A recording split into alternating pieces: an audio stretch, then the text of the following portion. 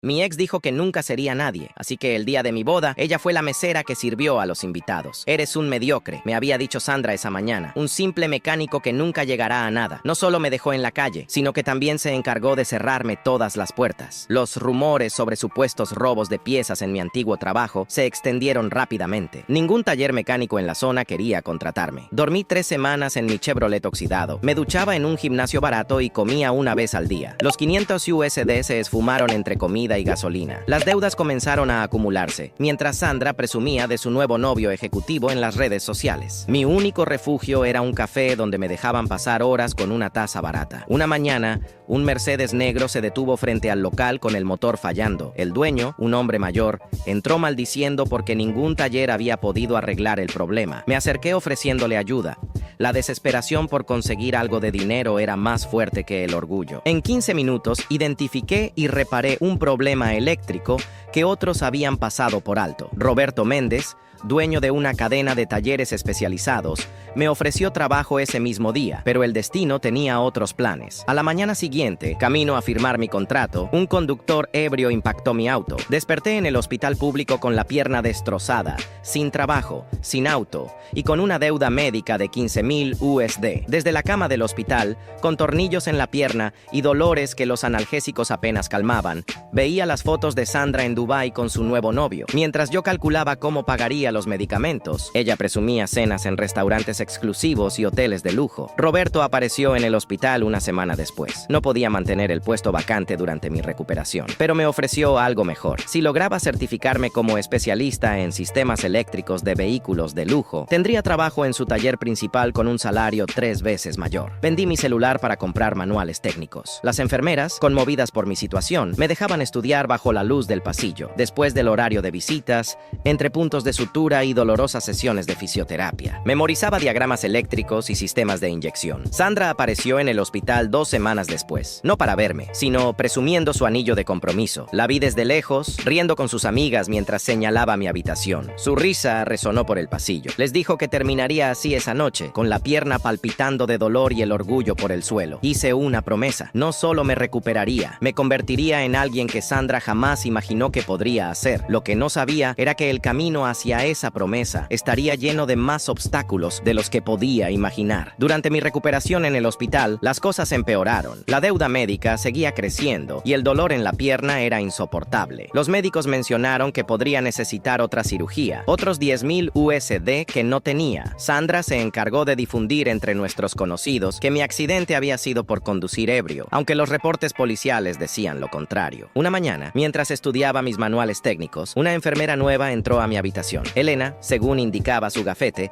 revisó mis signos vitales. Al ver los libros esparcidos sobre mi cama, se detuvo y estudió los sistemas eléctricos. A las 3:00 de la mañana, preguntó mientras ajustaba mi suero. Le expliqué mi situación, esperando la misma mirada de lástima que recibía de todos. En cambio, Elena se sentó al borde de mi cama y comenzó a hacerme preguntas sobre los diagramas. Resultó que su padre había sido mecánico antes de fallecer. Durante sus descansos, Elena comenzó a traerme manuales antiguos que había guardado de él. Estudiábamos juntos mientras ella hacía sus rondas nocturnas. Por primera vez desde el accidente, sentí que alguien realmente creía en mí. La vida, sin embargo, tenía otros planes. Una tarde, Roberto apareció con noticias devastadoras. Su taller principal había sufrido pérdidas significativas. El puesto que me había prometido ya no existía. Tendría que empezar desde abajo con un salario mínimo si quería una oportunidad. Esa misma noche, Sandra apareció en mi habitación. No venía sola. Su prometido ejecutivo quería conocer al perdedor del que tanto le había hablado. Los vi desde mi cama, ella colgada de su brazo, ambos vestidos como si fueran a una gala. Vine a decirte que nos casamos el próximo mes, anunció Sandra con una sonrisa maliciosa. Pensé que deberías saberlo ya que alguna vez creíste que tendrías una oportunidad conmigo. Su prometido, un hombre que aparentaba 10 años más que ella,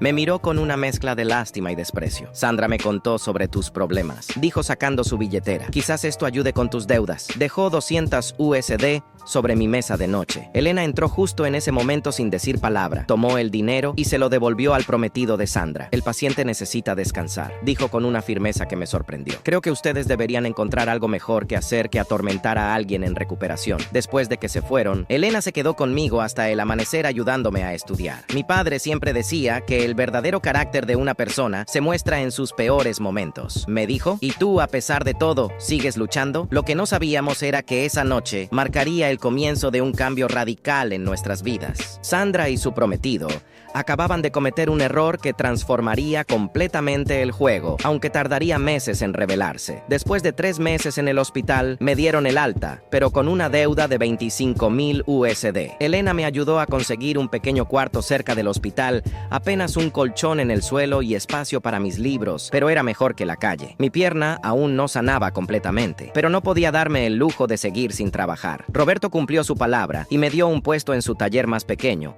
limpiando herramientas y haciendo trabajos básicos. El salario apenas cubría el alquiler y la comida, mucho menos los pagos del hospital cada noche. Después de 12 horas de trabajo, estudiaba hasta quedarme dormido sobre los manuales. Elena seguía visitándome después de sus turnos. Me traía comida del hospital y me ayudaba a estudiar. Una noche, mientras repasábamos sistemas de inyección, me contó algo que cambiaría todo. El prometido de Sandra, según los rumores del hospital, tenía antecedentes turbios. Varios pacientes habían llegado con lesiones sospechosas después de hacer negocios con él. Un día, mientras limpiaba el taller, escuché una conversación entre Roberto y su contador. El taller principal no había sufrido pérdidas. El prometido de Sandra había intentado comprar el negocio a través de una empresa fantasma, presionando a los empleados para que renunciaran. Roberto se negaba a vender, pero estaba preocupado. Esa noche, revisando facturas antiguas del taller como práctica para mi certificación, noté un patrón extraño. Las piezas que supuestamente yo había robado en mi antiguo trabajo coincidían con envíos a una dirección familiar. La empresa del prometido de Sandra, Elena me ayudó a investigar más profundamente.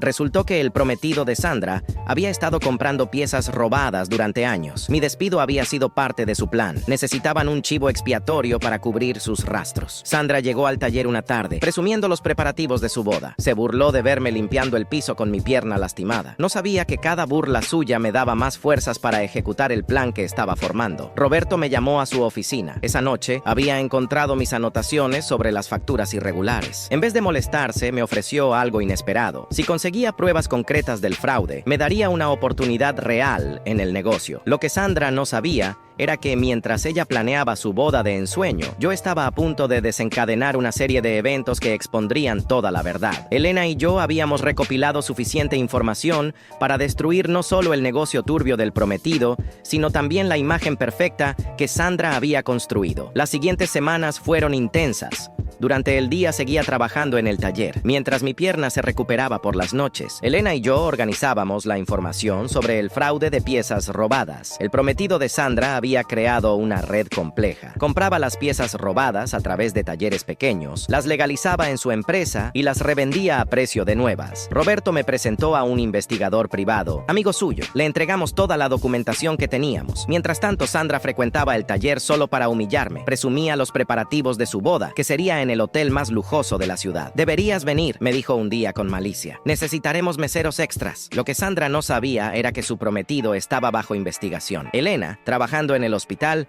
escuchaba conversaciones preocupantes. Varios pacientes habían llegado con heridas que parecían ajustes de cuentas. El prometido de Sandra no solo estafaba con piezas robadas, sino que también prestaba dinero con intereses excesivos. Una tarde, mientras revisaba un auto en el taller, escuché a Sandra discutiendo con su prometido en el estacionamiento. Él había perdido una suma importante en apuestas y quería usar el dinero de la boda para cubrirlo. Sandra gritaba que no permitiría que arruinara su día perfecto. Elena me visitó esa noche con noticias importantes. El hospital había recibido la visita de investigadores federales. Estaban construyendo un caso contra varias empresas por fraude y lavado de dinero. La empresa del prometido de Sandra estaba en la lista. Roberto me llamó a su oficina. Al día siguiente, el investigador privado había conectado todos los puntos. No solo teníamos pruebas del fraude de piezas robadas, sino también documentos que vinculaban al prometido de Sandra con actividades ilegales más serias. Tengo una propuesta para ti, dijo Roberto. He estado buscando un socio joven para expandir el negocio, alguien que entienda tanto la parte técnica como la administrativa. Las pruebas que encontraste demuestran que tienes ambas cualidades. Me ofreció comprar el 30% del taller principal. El precio era de 100,000 USD, una suma que obviamente no tenía. Pero Roberto tenía un plan. Me ayudaría con el financiamiento si me comprometía a implementar un nuevo sistema de gestión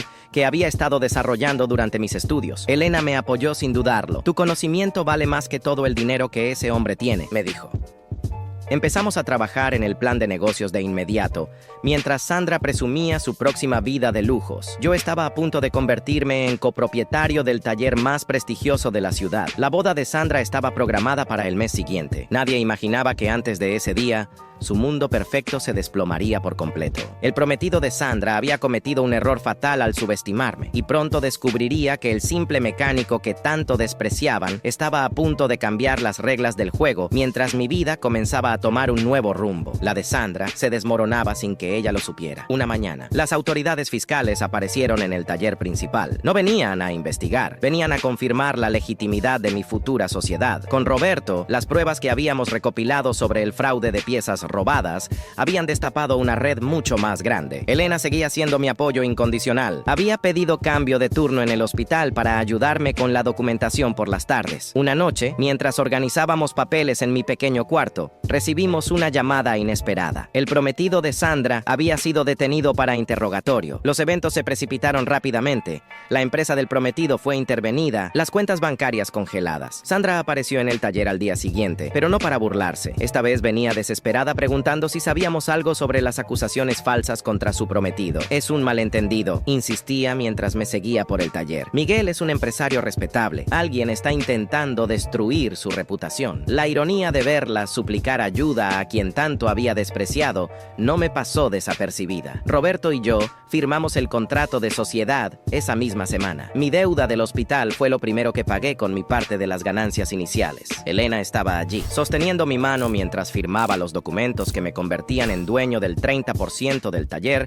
La noticia se esparció rápidamente. Los mismos talleres que me habían cerrado sus puertas ahora querían hacer negocios conmigo. Sandra, mientras tanto, veía cómo su boda perfecta se convertía en un escándalo. Su prometido no saldría bajo fianza. Las acusaciones eran demasiado serias. Una tarde, mientras revisaba las cuentas en mi nueva oficina, Sandra entró sin anunciarse. Había estado llorando. Necesito trabajo, dijo, tragándose su orgullo. Miguel, todas nuestras cuentas están congeladas. No tengo nada. La miré, recordando todas las veces que me había humillado. Pensé en las noches que dormí en mi auto, en el dolor de mi pierna rota, en sus burlas mientras me recuperaba. Lo siento, le dije, pero no tengo posiciones disponibles en el taller. Haré lo que sea, insistió. Puedo limpiar, organizar lo que necesites. Su desesperación era palpable. En ese momento, Elena entró a la oficina. Nos había traído el almuerzo, como hacía todos los días desde que empecé como socio. Creo que el nuevo hotel del centro está buscando personal de servicio, dijo Elena, con una sonrisa que no ocultaba completamente su satisfacción, específicamente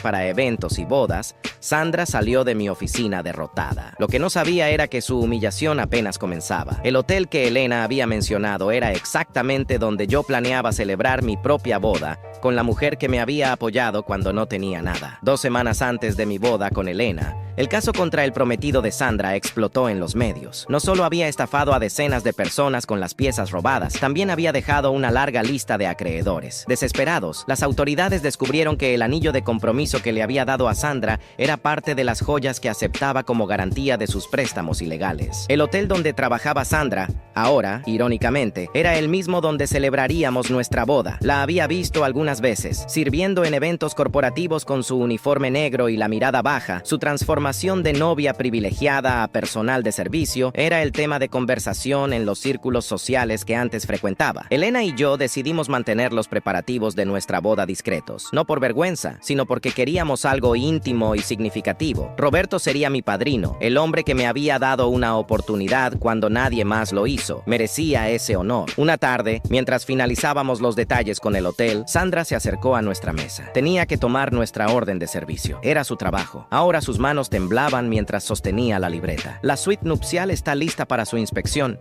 dijo mecánicamente, evitando mi mirada. Era la misma suite que ella había reservado para su propia boda meses atrás. Elena, mostrando más compasión de la que yo tendría, La trató con respeto profesional, pero Sandra no pudo mantener la compostura. En medio de la reunión se quebró. ¿Cómo lo hiciste?, preguntó, lágrimas rodando por sus mejillas. ¿Cómo pasaste de ser nadie a tenerlo todo? La respuesta vino de Elena. Nunca fue nadie. Tú simplemente no supiste ver su valor. Lo que sucedió después cambiaría completamente el rumbo de los eventos. Sandra tenía información que podría afectar a más personas involucradas en los negocios turbios de su exprometido, y estaba dispuesta a hablar. Sandra reveló que su exprometido tenía una red más profunda de lo que imaginábamos. No solo estafaba con piezas robadas, había montado un esquema que involucraba a varios empresarios respetados de la ciudad. Me entregó una USB con correos electrónicos, transferencias bancarias y documentos comprometedores. Miguel me hacía guardar copias de todo, dijo entre sollozos. Decía que era nuestro seguro, pero nunca entendí contra qué nos estábamos asegurando hasta ahora. La información era explosiva. Varios dueños de talleres mecánicos aparecían en los documentos, incluyendo a mi antiguo jefe, el que me había despedido por las mentiras de Sandra. Estaban todos conectados en una red de fraude que se extendía por toda la ciudad. Elena, con sus contactos en el hospital, confirmó parte de la historia. Varios de los empresarios mencionados habían estado involucrados en accidentes sospechosos con sus trabajadores. El esquema era más oscuro de lo que pensábamos. Roberto convocó una reunión urgente. La información que teníamos podría hacer caer a media industria automotriz de la ciudad, pero también nos ponía en riesgo. Ya habían intentado sabotear nuestro taller 2 veces en la última semana. Tienen que cancelar la boda, insistió Roberto. No es seguro hacer un evento público ahora, pero Elena y yo nos negamos. Cancelar significaría dejar que nos intimidaran. Además,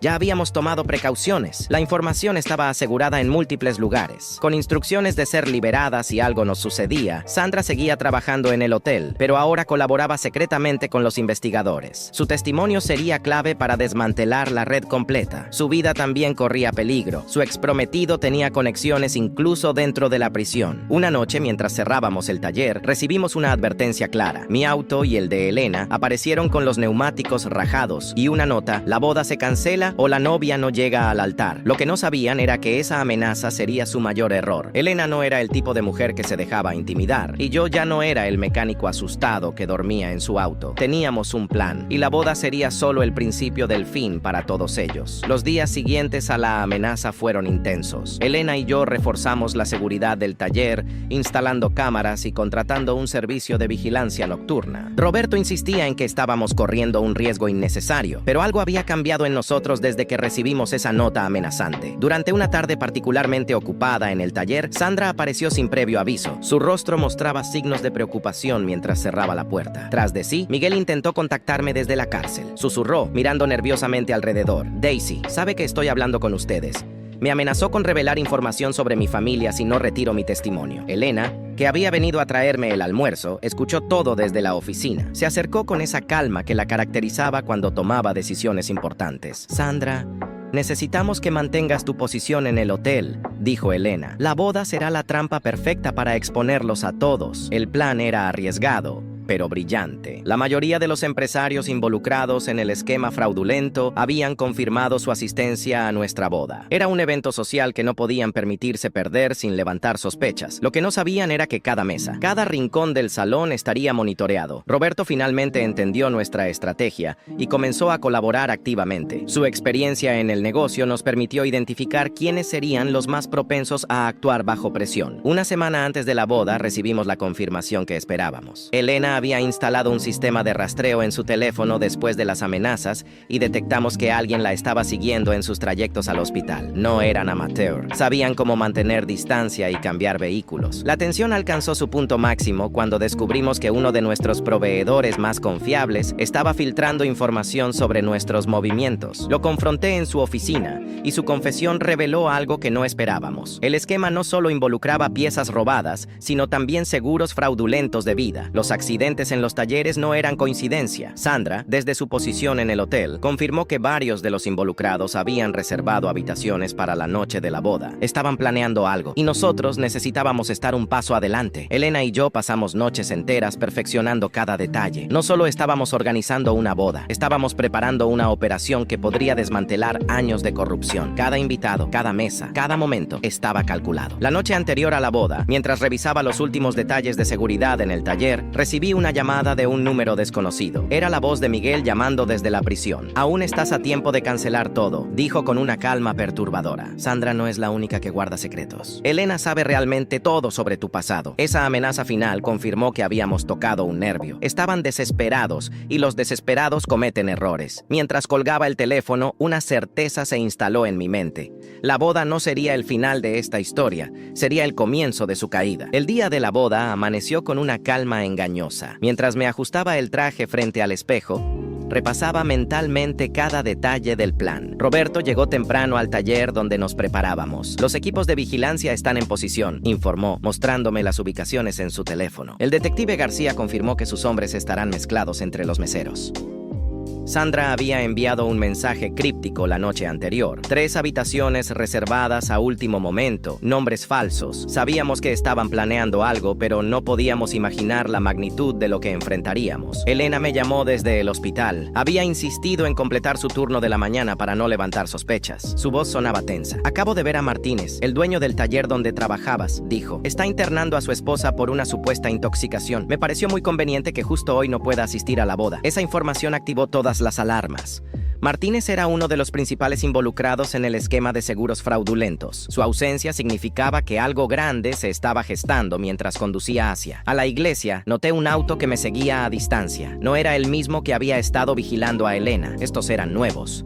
Tomé un desvío no planificado y confirmé mis sospechas. 3 vehículos diferentes me estaban siguiendo en la iglesia. Los invitados comenzaron a llegar. Reconocí varios rostros de los documentos que Sandra nos había entregado. Empresarios respetados, dueños de talleres, incluso un par de abogados conocidos por defender casos de fraude. Todos estaban allí observando, esperando. Roberto se acercó discretamente. Acabo de ver a 2 tipos sospechosos cerca de la entrada lateral. Llevan paquetes que no quiero imaginar qué contienen. El plan original era simple. La boda serviría como trampa para reunir evidencia y testimonios, pero ahora enfrentábamos algo más oscuro. No solo querían impedir la boda, planeaban un ejemplo público. Elena llegó al fin, radiante en su vestido blanco. Al verla caminar hacia el altar, todas mis dudas se disiparon. Habíamos llegado demasiado lejos para retroceder. La ceremonia comenzó y con ella, el verdadero desafío. Sandra, desde su posición como mesera, nos hizo una señal discreta. Había movimiento en las habitaciones reservadas. Los hombres de Martínez estaban tomando posiciones. Durante el intercambio de votos, noté movimientos sospechosos en los laterales de la iglesia. Elena también lo percibió. Su mano apretó la mía con más fuerza. Los invitados comenzaron a inquietarse, algunos revisando constantemente sus teléfonos. Entonces, justo cuando el sacerdote preguntaba si alguien se oponía a la unión, las puertas laterales se abrieron de golpe. No eran los hombres que esperábamos, eran agentes federales. La operación que habíamos planeado durante semanas se había transformado en algo mucho más grande. El caos se desató en segundos. Varios invitados intentaron huir solo para encontrarse con más agentes en todas las salidas. Sandra,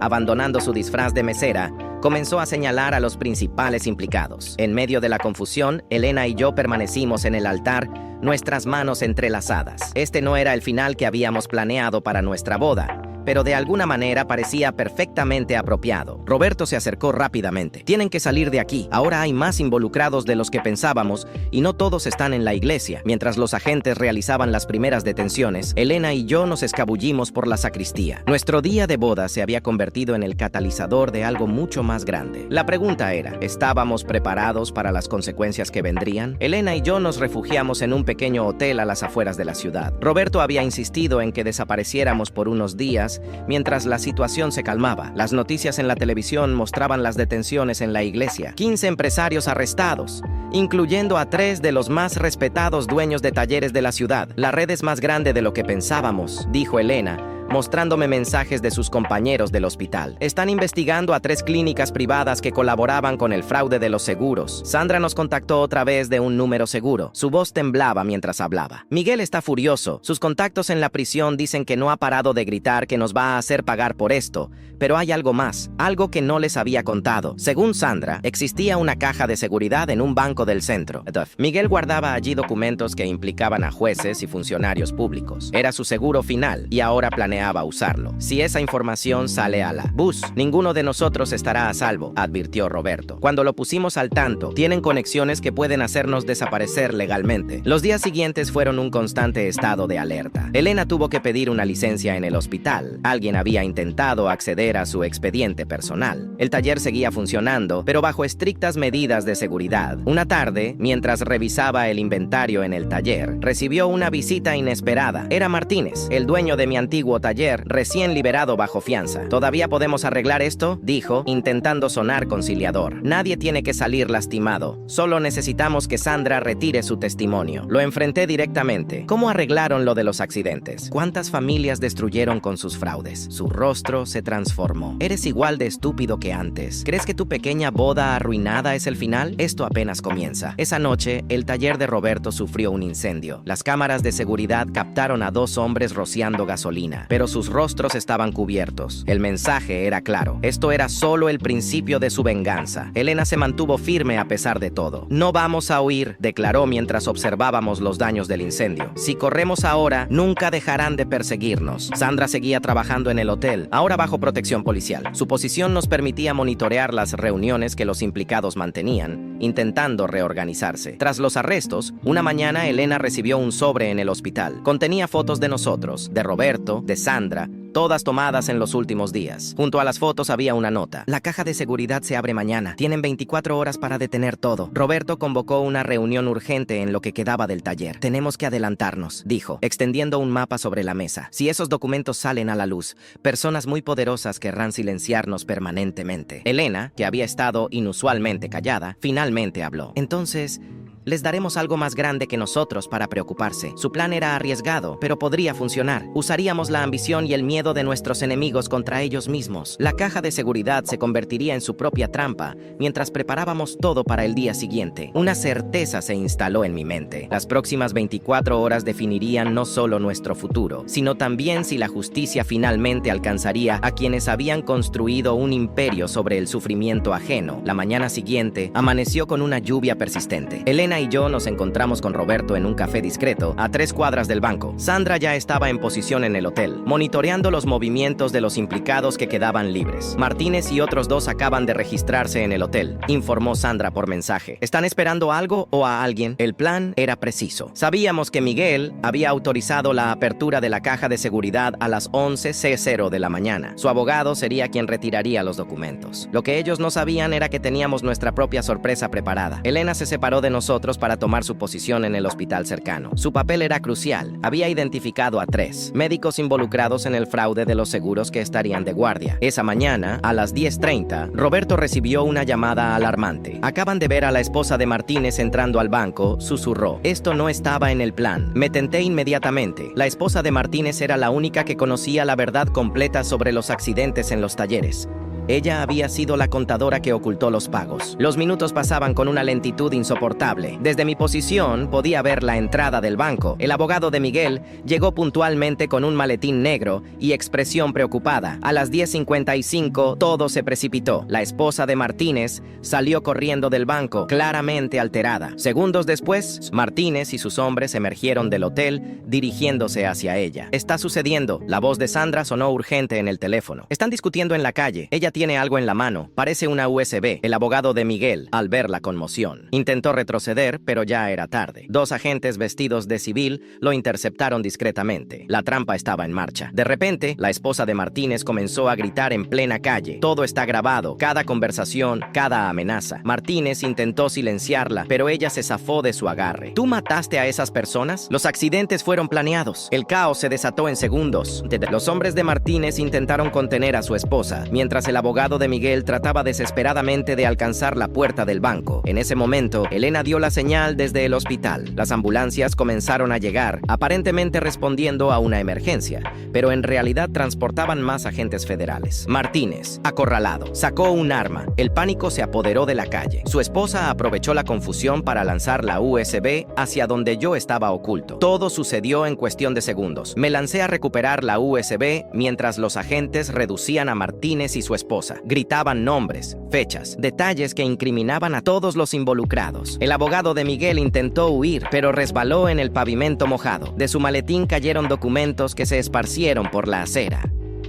Eran los registros originales de los fraudes, los que planeaban usar para chantajear a los demás. Roberto apareció a mi lado protegiéndome mientras asegurábamos la evidencia. Esto no ha terminado, murmuró Miguel. Aún tiene una última carta que jugar. Como confirmando sus palabras, mi teléfono vibró con un mensaje de Sandra. Miguel se escapó de la prisión. Viene hacia acá. La noticia de la fuga de Miguel desató el caos total. Los agentes comenzaron a establecer perímetros, mientras Martínez, ya esposado, sonreía con una calma perturbadora. Deberían preocuparse más por su amiga enfermera, dijo con una mueca. Miguel siempre tuvo una obsesión especial con los hospitales. Mi sangre se heló. Elena seguía en el hospital, coordinando con los médicos que colaboraban con la investigación. Intenté llamarla, pero su teléfono daba ocupado. Roberto reaccionó rápido. Ve por Elena. Sandra y yo nos encargamos de asegurar la evidencia. Corrí hacia el hospital bajo la lluvia, que ahora caía con más fuerza en el camino. Sandra me envió un mensaje alarmante. Miguel tenía un cómplice en el hospital. La doctora Méndez acaba de desaparecer de su turno. La doctora Méndez, por supuesto, ella había firmado varios de los certificados falsos de los accidentes. Elena la había identificado en los documentos. Llegué al hospital con el corazón martillando en mi pecho. El área de emergencias era un caos de actividad normal, pero algo no se sentía bien. Una enfermera reconoció mi cara de las fotos con Elena. Tu novia subió al tercer piso con la doctora Méndez, me informó. Parecía urgente. Mientras subía las escaleras de 2 en 2, recibí otro mensaje de Sandra. Miguel fue visto entrando por la parte trasera del hospital. No está solo. El tercer piso estaba inusualmente silencioso. Al doblar un corredor, escuché voces provenientes de una sala de consultas. La voz de Elena sonaba tensa, pero controlada. Ya es tarde, Miguel, decía Elena. La policía tiene toda tu red. Se acabó. ¿Crees que no tenía un plan de respaldo? La voz de Miguel destilaba una calma aterradora. ¿Por qué crees que la doctora Méndez está aquí? Me acerqué sigilosamente a la puerta.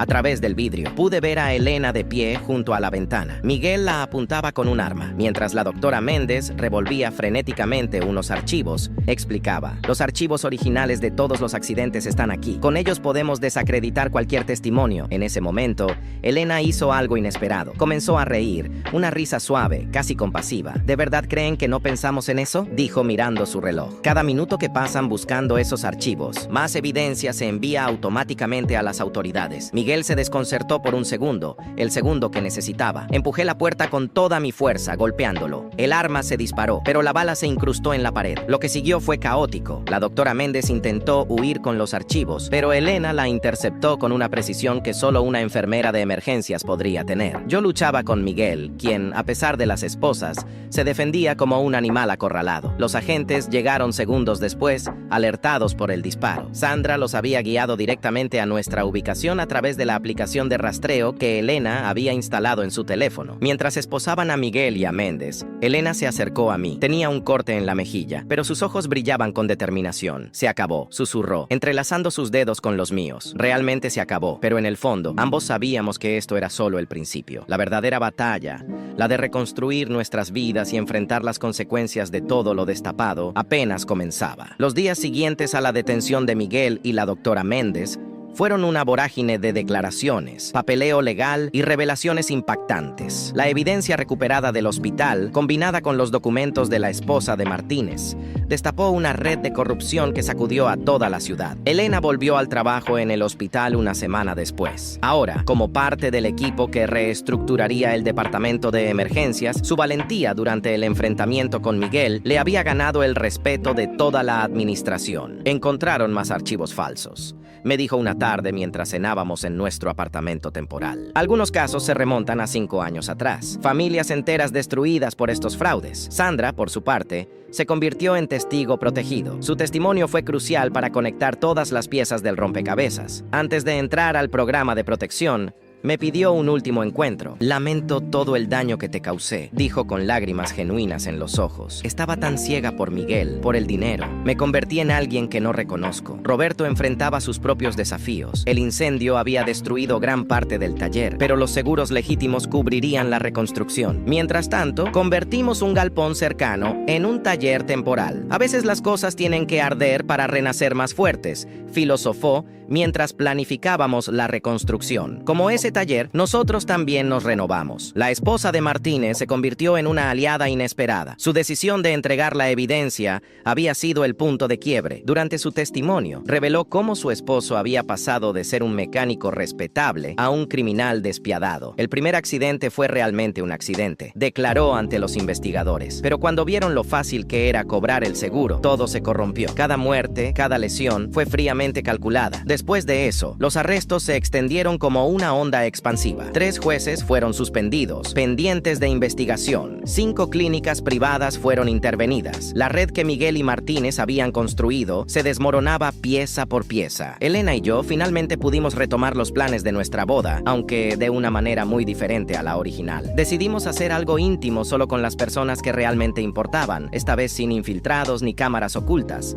bromeó Elena, mientras revisábamos la nueva lista de invitados una tarde, mientras supervisábamos las reparaciones del taller. Recibí una visita inesperada. Era el hijo de una de las víctimas de los accidentes fraudulentos. Mi padre murió en uno de sus talleres, dijo sin preámbulos. Quiero que sepas que tu decisión de enfrentarlos nos dio paz a muchas familias. Sus palabras me golpearon con fuerza en medio de todo el caos y el peligro. A veces había olvidado por qué comenzamos esta batalla. En primer lugar, no era solo por venganza o justicia personal, era por todas las vidas destruidas por la codicia de estos hombres. El juicio contra Miguel y sus cómplices se extendió por 3 meses. Cada día revelaba nuevos detalles sobre la profundidad de sus crímenes. Las familias de las víctimas llenaban la sala del tribunal, sus rostros reflejando años de dolor y preguntas sin respuesta. Elena testificó sobre los patrones que había anotado en emergencias, pacientes que llegaban con lesiones sospechosamente similares, siempre de los mismos talleres. Su testimonio profesional fue demoledor para la defensa. No eran accidentes aislados, explicó ante el juez. Era un patrón sistemático de lesiones calculadas para maximizar los pagos de seguros sin matar a las víctimas. Roberto aportó su experiencia técnica, demostrando cómo los accidentes habían sido meticulosamente planificados. Cada fallo mecánico, cada pieza defectuosa, había sido diseñado para causar el daño exacto que buscaban. La doctora Méndez, enfrentando sus propios cargos, finalmente se quebró. Reveló cómo el esquema había comenzado como algo pequeño, certificados médicos exagerados para cobrar seguros menores. Pero la ambición de Miguel lo transformó en algo monstruoso. Me prometió que nadie moriría, sollozó durante su testimonio. Pero cuando la primera víctima falleció, Miguel solo vio una oportunidad para aumentar las ganancias. Martínez recibió 50 años de prisión. Miguel, como cerebro de la operación, fue condenado a 65. La doctora Méndez negoció una sentencia menor a cambio de su cooperación total. La reconstrucción del taller avanzaba bien. Decidimos renovarlo completamente, convirtiéndolo en un espacio más moderno y seguro. Roberto insistió en instalar paredes de cristal en el área de reparación para que todos pudieran ver cómo trabajábamos. Dijo, la transparencia será nuestra mejor defensa contra la desconfianza. Elena y yo nos casamos en una ceremonia pequeña en el jardín de sus padres. Sandra, desde su nueva vida en el programa de protección, envió una carta que Roberto me entregó durante la recepción. Encontré la paz que buscaba, escribió. Espero que ustedes también la hayan encontrado. El hijo de la víctima que me había visitado se convirtió en cliente regular del taller. Más que eso, se convirtió en un amigo. Su presencia era un recordatorio constante de por qué la honestidad y la integridad no eran negociables. Una tarde, mientras cerrábamos el taller renovado, Elena me sorprendió con una noticia que lo cambiaría todo. Estaba embarazada. En medio de tanto caos y oscuridad, la vida encontraba una manera de recordarnos que siempre hay esperanza. Construiremos algo diferente para él, dije, abrazándola. Algo limpio, honesto. La ciudad comenzaba a sanar de las heridas que Miguel y su red habían causado. Las familias afectadas recibieron compensaciones, aunque ninguna cantidad de dinero podría devolverles lo perdido. 5 años han pasado desde que todo terminó. El taller se ha convertido en uno de los más respetados de la ciudad. Roberto se jubiló el año pasado, dejándome como único propietario, aunque sigue visitándonos casi todos los días, especialmente para ver a mi hijo Lucas, de quien se ha convertido en una especie de abuelo adoptivo. Elena continúa en el hospital, ahora como jefa del departamento de emergencias. Su experiencia con el caso de los fraudes la llevó a implementar nuevos protocolos de seguridad y verificación. Cada vez que llega un accidente de taller, hay un proceso especial de documentación y seguimiento. Una mañana tranquila, mientras desayunábamos en familia, el noticiero local transmitió algo que capturó nuestra atención. Miguel había muerto en prisión. No fueron las circunstancias dramáticas que algunos podrían esperar. Un simple ataque cardíaco mientras cumplía su sentencia. ¿Cómo te sientes?, me preguntó Elena. Esa noche, después de acostar a Lucas en paz, respondí, y era verdad. La muerte de Miguel él no trajo satisfacción ni alegría, solo la certeza de que ese capítulo de nuestras vidas estaba definitivamente cerrado. Martínez sigue cumpliendo su condena. Su esposa, después de divorciarse, se dedicó a trabajar con organizaciones que apoyan a familias víctimas de fraudes corporativos. La última vez que la vi, había una serenidad en su rostro que antes no existía. Sandra nos contactó una última vez, hace 2 años. Está rehaciendo su vida en otra ciudad bajo una nueva identidad. Su carta fue breve pero significativa. Había vuelto a la universidad estudiando Derecho para ayudar a otras personas atrapadas en situaciones similares a las que ella vivió. Vio, el hijo de la víctima que se convirtió en nuestro amigo. Ahora trabaja en el taller. Su presencia es un recordatorio diario de por qué la honestidad debe ser el fundamento de todo lo que hacemos. Ha aprendido el oficio con una dedicación que me recuerda a mí mismo. Cuando empecé, el antiguo edificio donde estaba la clínica de la doctora Méndez fue convertido en un centro de rehabilitación para accidentados. Elena colabora allí como voluntaria los fines de semana. Es su manera de transformar un lugar que albergó tanto dolor en algo positivo. Lucas está creciendo en un ambiente muy diferente al que yo conocí. Cada mañana, cuando lo llevo al taller conmigo, veo en sus ojos la misma pasión por los autos que yo tenía a su edad. Pero también le enseñamos sobre integridad, sobre hacer lo correcto, aunque sea difícil. Roberto, en sus visitas diarias, siempre le cuenta historias sobre cómo enfrentamos a los malos. Lucas las escucha fascinado, aunque para él son casi cuentos de un pasado lejano. Para nosotros, son recordatorios de que la justicia, aunque lenta, eventualmente llega. Elena y yo hemos aprendido a valorar la paz que construimos cada noche. Cuando cierro el taller y vuelvo a casa, agradezco que nuestra historia, aunque marcada por el dolor y la traición, nos llevó a construir algo mejor, no solo para nosotros, sino para todos los que confían en nuestro trabajo. La ciudad ha sanado en gran medida. Aunque las cicatrices permanecen, los talleres ahora operan bajo regulaciones más estrictas y hay una nueva conciencia sobre la importancia de la transparencia en el negocio automotriz. Y así, mientras veo a mi hijo jugando en el taller que casi me destruyó, entiendo que a veces las peores traiciones pueden llevarnos a los mejores recomienzos. No es el final que esperaba cuando dormía en mi auto traicionado y solo, pero es el final que necesitábamos, uno de redención, justicia y sobre todo, esperanza. Si llegaste hasta aquí y te gustó, no olvides dejar tu like y suscribirte a nuestro canal. Tu apoyo nos motiva a traer más historias increíbles. Muchas gracias y que tengas un excelente día.